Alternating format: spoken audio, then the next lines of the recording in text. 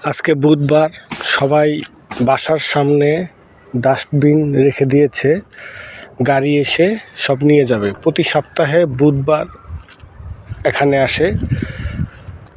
এই যে সবাই সারিভাবে সাজিয়ে রেখেছে ময়লা।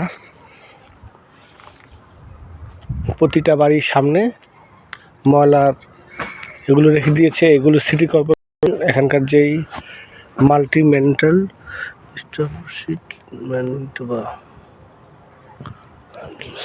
দেওয়া আছে, এগুলো সব নিয়ে যাবে।